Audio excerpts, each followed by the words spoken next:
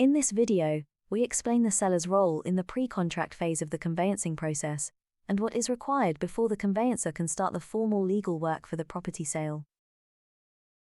Once you have instructed your conveyancer, it is important to give their details to your estate agent quickly. The buyer will be required to do the same. Your estate agent will use these details to produce a document called the Memorandum of Sale. This document confirms the offer price, property address, and the name and address of your conveyancer, as well as the buyer's. This allows communication to begin and enable the process to get started. Conveyancing work can only begin once the Memorandum of Sale has been sent to all parties, so submitting these details is important. If you are not selling through an estate agent, you will need to obtain your buyer's details, along with their conveyancer's details, and pass them over to your own conveyancer. The welcome pack you receive from your conveyancer contains a selection of forms to read and complete. An important document is the letter of engagement. This confirms your acceptance to the conveyancer's terms and conditions, and your conveyancer can only proceed once this is received. It is therefore an important document to sign and return quickly. You will also be required to provide your personal and financial details.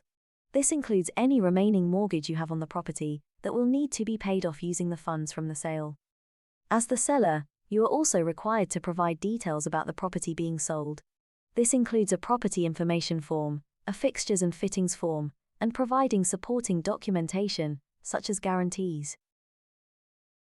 It is necessary to complete identity and anti-money laundering checks.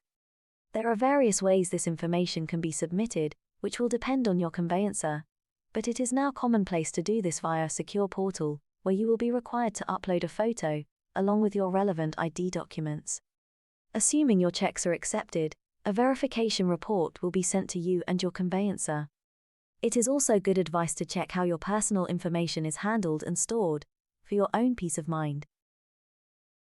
Once your conveyancing firm is in receipt of the signed letter of engagement, the required documents from the welcome pack, and your approved ID and AML checks, they will verify the information and assign you with a conveyancing case handler.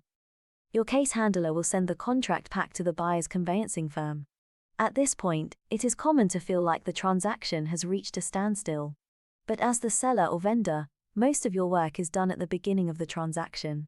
Now it becomes a waiting game to hear from your conveyancer, once the buyer's inquiries have been raised. The time frame for this is dependent on how quickly you and the buyer provide the required information. To find out more about what happens during this time, watch our video called Forming the Legal Contracts. Contact Home Legal direct for advice.